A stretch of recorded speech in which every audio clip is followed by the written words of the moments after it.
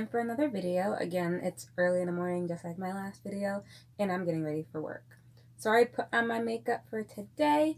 So for those who don't know who I am, my name is Terika. Welcome with the Tea with Terika. I do a lot of videos surrounding story times, clothing reviews, product reviews, and therapy talk. So today it's going to actually be a therapy talk since I am a mental health therapist. So for today, our topic is going to be stress, because we all go through stress, and it is something that either can help us or can cause us some inhibitory processes. Or another simpler word would be it just causes us to not want to do something. It causes bad effects, bad behaviors. So stress is important to reflect on because we all go through it, like I just said. And when we go through stress, it's hard to get things done because we feel so exhausted, so fatigued, like we can't do anything. We feel that weakness within our body and within our mind. And it also has physical processes, and it also has mental ones too. So stress is really hard to get through, and when you're stressed out, it makes you both behave in a different way than compared to what you normally behave as. In addition, it causes you to not want to either engage in something or be super proactive.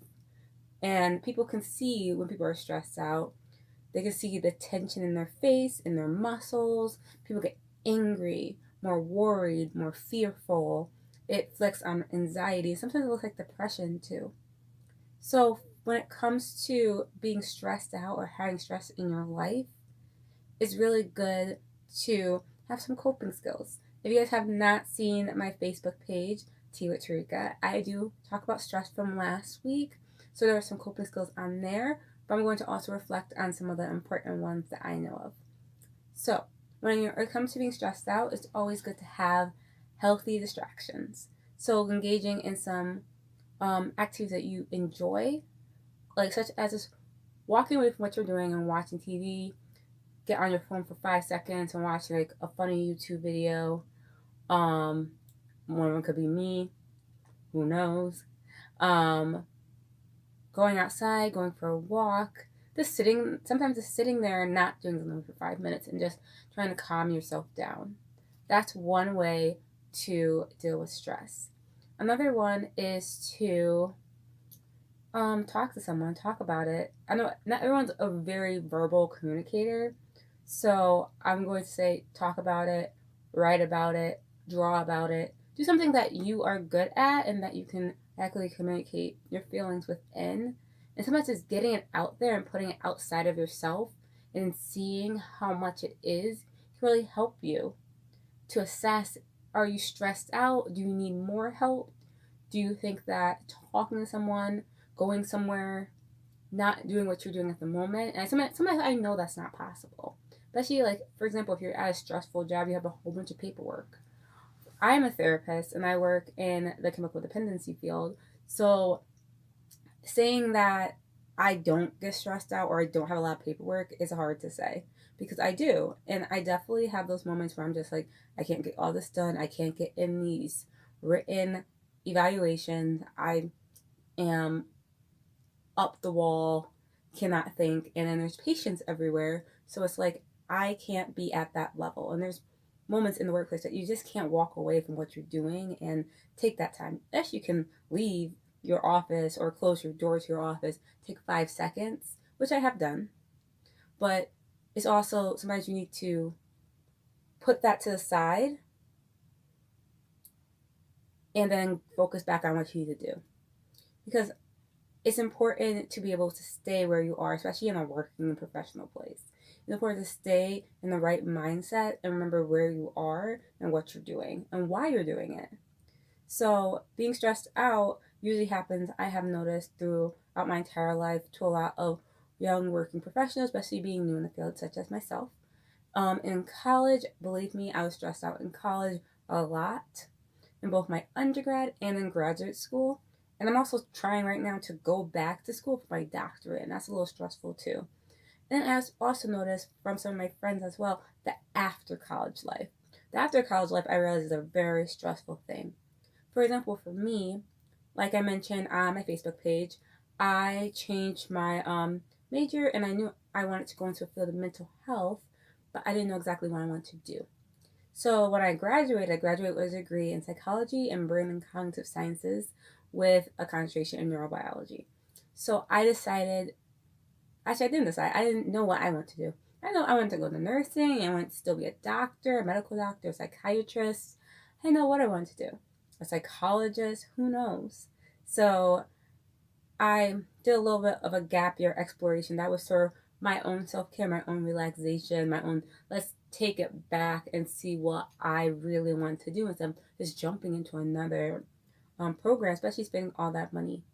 And from my background, I ain't the richest person in the entire world. I worked for every penny that I have, and I got to where I am because I did work. And I worked really hard. And I found out that I wanted to work in the field of mental health. And becoming a mental health counselor, and that's what my master's degree is in.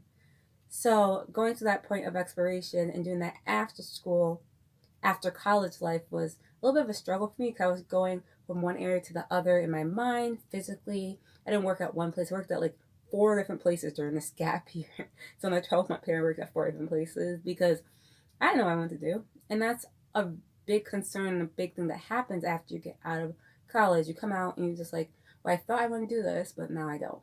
So that's one thing. And then when I decided to go to graduate school, taking that little push and salary decrease to be able to work my school schedule. So I did full-time working, I did full-time school. Like I mentioned before in my previous videos, I don't suggest that. It's very, very stressful, very hard on myself. I had to work long hours to pay for my rent and everything I needed. At the first time I transitioned out of my mom's house. So being an adult and going from being underneath your parents' roof and then suddenly become financially independent is a very hard thing to do. I'm going to make a future video about financial independence that will allow examples from what I did and then share those examples with you guys too. So for going into adult life, it was a struggle for a lot of people because you don't know if you're going to be successful. So going to graduate school, I had to work a lot. And then when I did graduate, I am financially stable. I can pay for a lot of my own things. I do earn a good amount of income to be able to support myself and buy what I need. So taking that period of those 2 years where I was kind of financially stable, not really, but I was struggling on things, but budgeting helped out a lot in that. So when it comes to the after college life, there's strategy such as budgeting that I did, and that can take me to many different areas.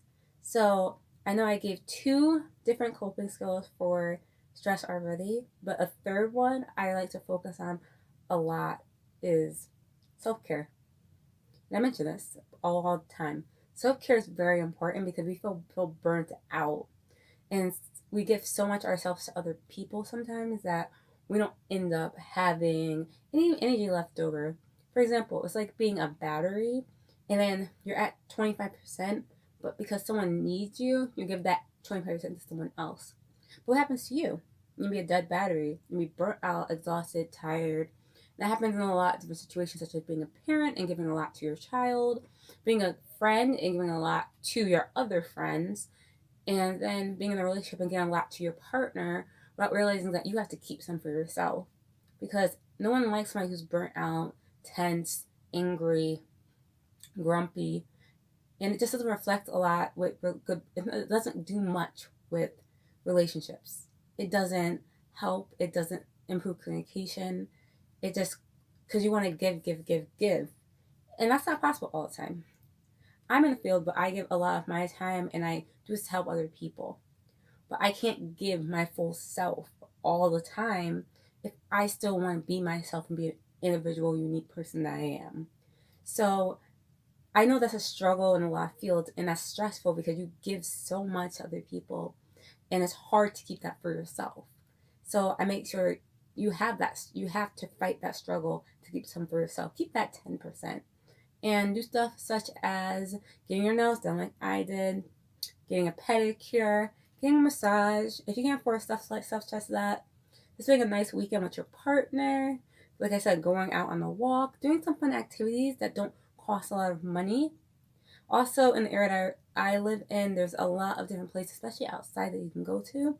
If you're not an outside person, because I know I'm not. There's also going to the movies, going out to eat, eating Chipotle. I like Chipotle, Moe's, or just doing something that you really enjoy and that you want to do. And sometimes I know stress gets to the point that you're just so depressed and you try to isolate yourself because you feel like nothing's going to work, but something is going to work. You have to put your best foot forward and try to make it to the next day, to the next hour, to the next minute. And believe me, you're going to get there. So, thank you for tuning in with the Tea with Terika. Hope you guys have a good rest of your day. Bye-bye. Oh, actually, I forgot my tea. Have a good day.